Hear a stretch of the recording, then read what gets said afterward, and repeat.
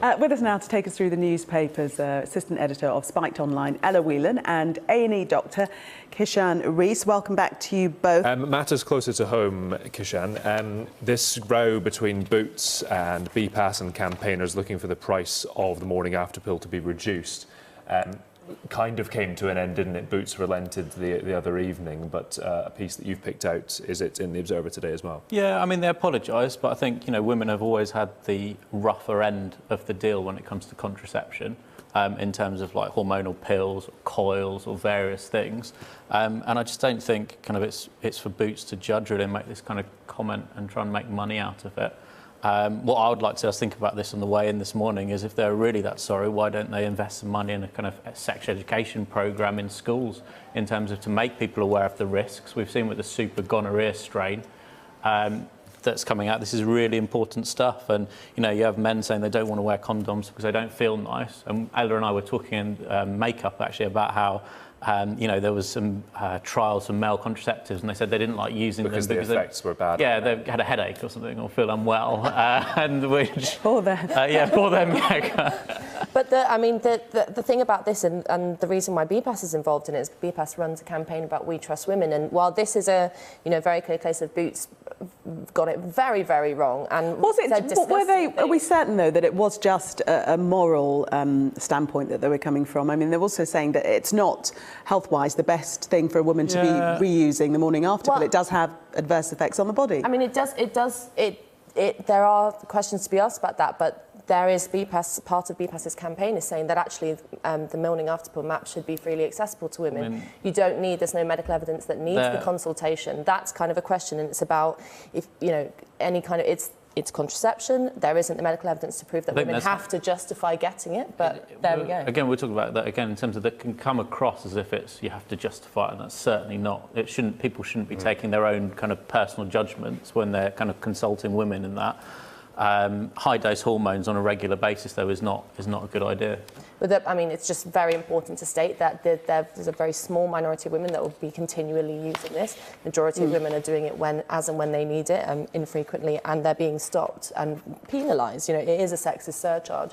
Yeah. Let's move on another medical story in the Express. Perhaps the doctor can kick us off with this one. This is about gay blood donations, and this is in the Express. Actually, Ella, you've had a look, but obviously... We were talking about it. It's really great news that the waiting time for gay men to be able to give blood has been lowered from a year down to 3 months. That's a very welcome, you know, thing about saying that it was discriminatory before, and that's a step forward. We were discussing, the doctor will know more about this than me, but I think that actually to me, there doesn't seem any reason why there should be a discrimination against. Well, what's the science behind it? What was the reason? So there can be a period between having intercourse with somebody who has HIV or AIDS and then seroconversion in terms of when you start developing symptoms, and there can be a lag. So you need to be sure, you need to delay testing.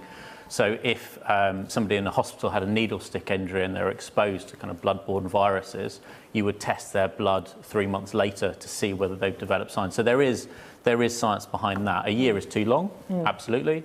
If the tests and the science is there to make it safe, then that's great. But obviously the tests don't discriminate between homosexual, heterosexual. Well, quite, yeah. There is. I mean, there's a risk from heterosexual sex as well in terms of HIV and AIDS as well. So it's a kind of it's a bit of an odd.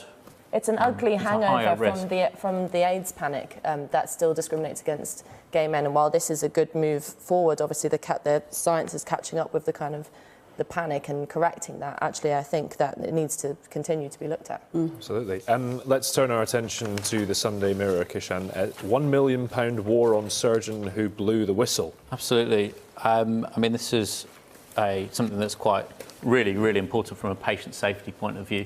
And I think the medical profession needs to learn from the aviation industry, where it's a learning culture, and if people have concerns, they're free to raise them without fear of having their career shot down, as was the case with Dr. Chris Day, who's still going through a legal battle. And you want people to speak up. If it was your mum, kind of daughter, family being treated, you want people to speak up about concerns about patient safety. Ella and Kishan, thank you very much for the moment. We are going to take a break, but much more coming up in the papers. Fantastic. Kishan, finish off this section with the story that we briefly mentioned earlier this morning, but maybe people weren't out of bed. What happened to this poor driver? Yeah, this is certainly something that I can relate to, having wandered through various car parks. I mean, my first week at medical school, I forgot where I parked my car and wandered around. So this is a chap who lost his car and sought online help for 3 days afterwards, looking into it. I mean, it's happened. I can relate to him, to be fair. The best thing about this story, though, is that someone saw the advert on Craigslist that he'd put up saying, "Someone please find my car," and someone did. Someone went out there completely off their own back. Humanity, yeah, that is a very nice Time thing on to their do. hands. That's No, I do absolutely relate to it, but it's just the 3 days. That's the thing that...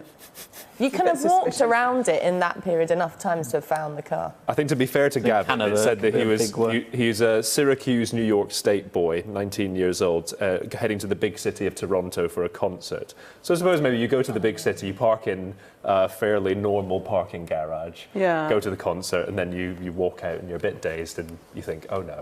In the big city for the first time. Car park. We'll let him off. It's understandable. We've all done it. We've all done it. Thanks very much. We shall see you a little later. Let's see what's happening in the sports now.